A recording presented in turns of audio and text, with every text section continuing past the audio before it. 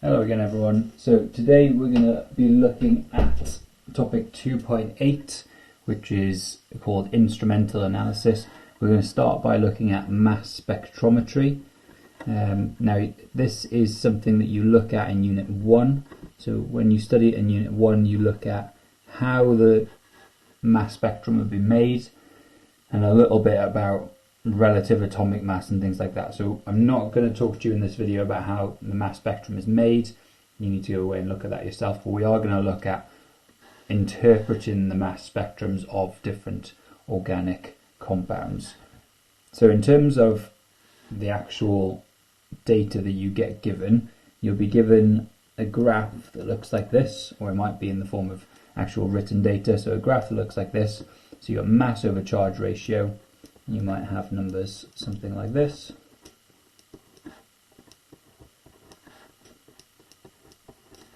So that is the mass divided by the charge of the particular compound. Most of the time the charge is 1. So most of the time you have a +1 charge, and so these values actually just give you the mass of the actual organic compound or the fragment, which we'll come to in a minute. Then over on this axis you have intensity, or sometimes abundance, which goes up usually to 100. So this is the intensity or abundance in percentage. So it tells you how much of a particular species that you have. So let's imagine that we have this molecule here as an example. So if we do butane,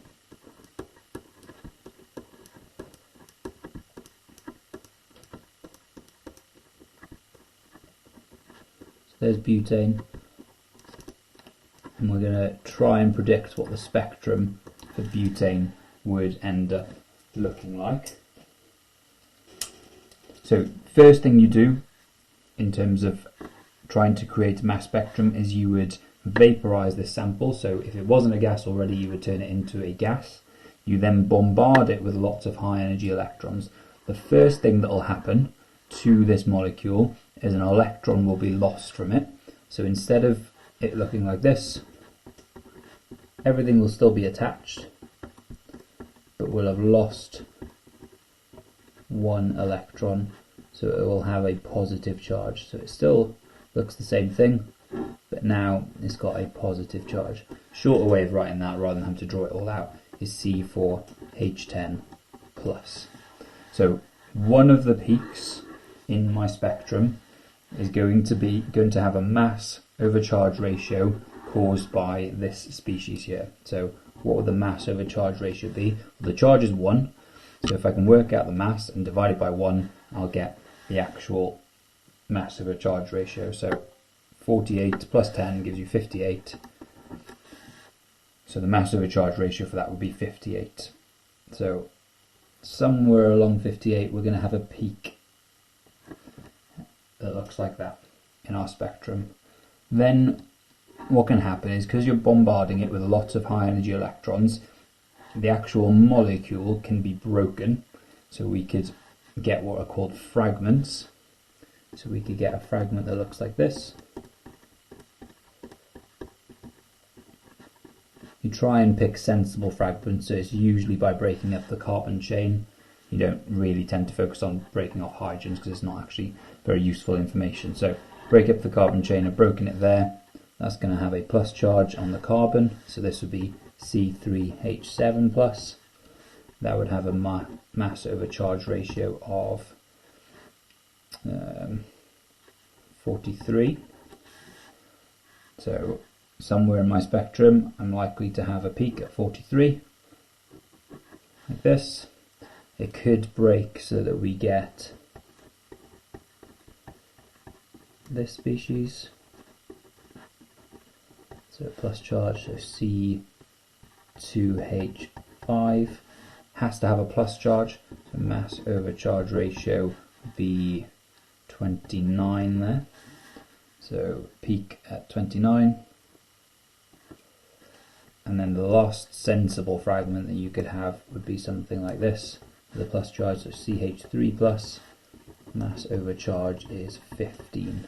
So something around about there. Now you may be wondering, why has he drawn those heights of peaks? Actually, for organic chemistry, the heights of the peaks don't give you that much information. So heights of the peaks don't really matter. If I did it like this, it really wouldn't make that much of a difference. I'm literally just making it up in terms of the heights of the peaks. The reason it doesn't matter is because when you're bombarding this, let's imagine you've got 100 of these that you turn into a gas and then you bombard them with high energy electrons. Some of them are going to do this. Some of them are going to break and form these two fragments. And then some of them are going to break and form this particular fragment here. So it's going to be random the way that they break up, and therefore actually the heights of the peaks are going to be mainly random. So let's try and do a past paper question on this type of thing then. I think this should be nice and clear. So here's a past paper question. You can see how many marks it's worth. Not very many for this one. We'll start with a basic one. The mass spectrum of ethanoic acid is shown below. Explain how this shows that the formula for ethanoic acid is CH3COOH. So that's the spectrum that we're looking at. I'm going to have to move it out of the way so I can actually write, but that's the question that we're having to go at. So let's flip this over. So they've talked about ethanoic acid, which is a molecule that looks like this. Oh, just flipping back a second, I forgot to mention one thing. So these are fragment peaks. So if we highlight these three things here as fragment peaks. So those peaks then tell you about the structure of the molecule, how it's pieced together in the pieces. This peak here is the molecular ion peak. So molecular ion peak is the molecule as an ion, so the molecule as an ion, the peak caused by the molecule as an ion. So that gives you the MR of the molecule. So it tells me the MR, relative molecular mass, or molecular mass of that is 58. So that's the most useful peak. These are sometimes in exam questions a bit confusing, but they do give you information and are helpful. So back onto this, ethanoic acid. We've got a peak at 60 in the exam question, we got a peak at 45, and we got a peak at 15. So marks are just trying to actually show what causes those peaks there. So based on what I just said, the furthest peak along, so this one here, is the molecular ion peak, and then all the other peaks around here are all fragments. So this thing is the thing that's giving us the MR of the molecule. So I know now the MR of the molecule. So MZ over 60 is molecular ion peak. Therefore MR, so the molecular mass of our molecule, is 60. So if the MR of ethanoic acid is 60, that's one piece of information that's confirming that the spectrum matches. So the MR of this thing, if we add it all up, works out as 60. So that's one piece of information. Then we've got to work out what these fragments are. So the 60 is caused by CH3COOH plus. The fragment of 45, so let's break the carbon chain up. If we break it here, we got a C with 3 H's. That's going to be caused by this. So it is CH3 plus. So that's one fragment, and the other fragment is the other side. So COOH